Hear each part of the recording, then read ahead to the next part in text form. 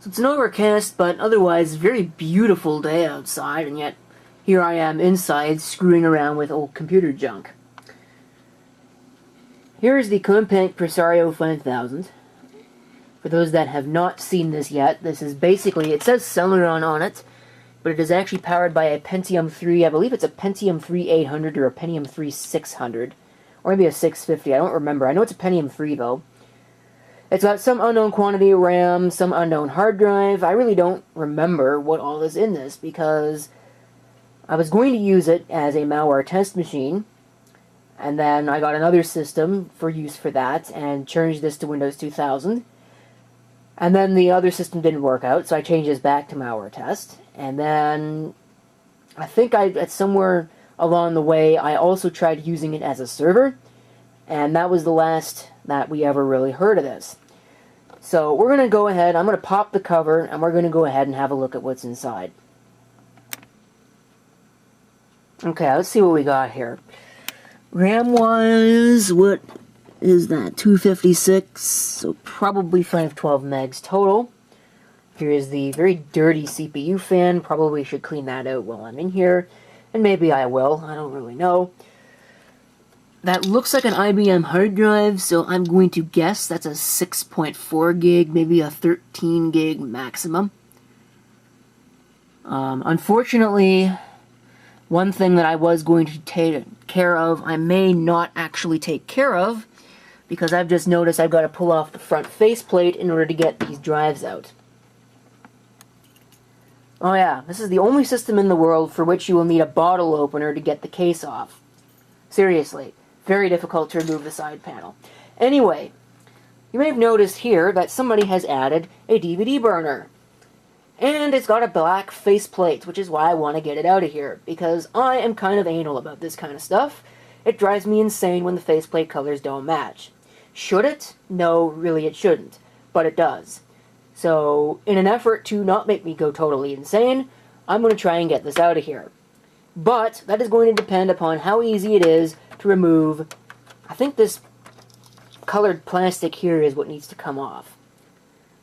So we'll find out here shortly. Actually, that really wasn't too bad at all. I gotta hand it to Compaq on that one.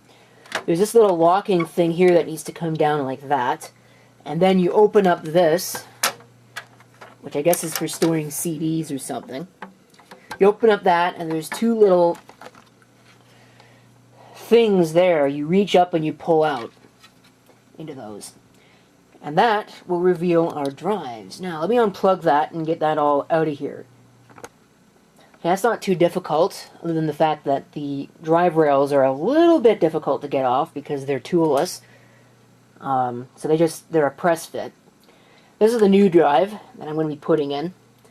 You can see it's just a DVD-ROM, where the other one was a DVD burner, although I'm not going to miss the burning capabilities because I don't really plan on using this to burn discs. So we'll get that installed, and everything should then match very nicely. I think that looks really nice. It's not going to drive me nuts anymore, although there's a gap here. That's kind of annoying. And this is yellowed a little bit more than this, but there really isn't a whole lot I can do about that, other than maybe by swapping in another CD-ROM that isn't as yellowed, but I don't care that much. So the next step is to deal with this gaping hole in the back of the machine here. Now, I could put a slot blank on that, but this is going to be running Windows 2000, so networking is a big thing with a Windows NT family product. So I'm going to install this, which is a 3COM 3C905CX-TX-M. Just a random 3C905 from my actually rather large pile of 3C905s pulled out of random junk at work. So I'm going to put that in, and then we'll clean out this fan assembly down here, and button this thing up and begin the installation process for Windows 2000, assuming that's not already installed on it. Okay, so the first thing I'm going to do is I'm actually going to see what this thing is running. So we'll kick on the power switch, which causes the computer to come on immediately. Yeah, that is a... Oh, come on. Come on. Oh, the camera is not focusing. Oh. Puppy Linux, it looks like. Alright, so I have no real desire in trying that, so let's try our new optical drive. Work.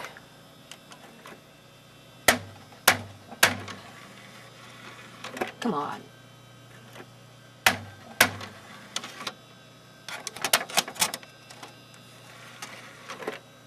So it's sideways, so the tray belt is slipping. I know that the drive is good.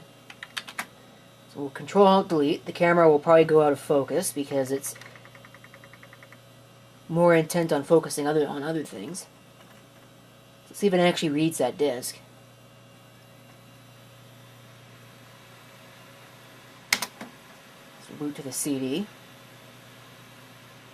We'll get Windows 2000 set up. Okay, I went ahead and closed the window to try and reduce the glare. I'm not going to show you this whole process because there really isn't much point.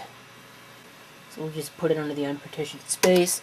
I'm not showing this whole process because there are 100,000 videos on YouTube of people installing Windows 2000 on things, and I even have a video already of my installing Windows 2000 on this thing, so I'm not going to show you all of it, just some of it. Alright, so now we're at the graphical phase of setup. I've completed the first part, product key, user information, whatever.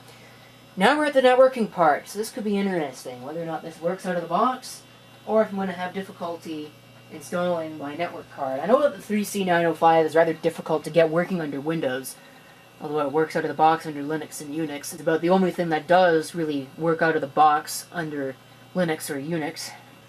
I'm sure I'm going to get caned in the comments for daring to make that joke on video, but you know what? That's what it is. It's a joke. Relax. Lighten up, you know. Get outside your comfort zone a little bit. You might actually learn something. Anyway, looks like that either didn't, or it failed silently, or it worked. So, I don't know. I guess we'll find out. Maybe I'll have to hook it up to a network cable and give that a try later.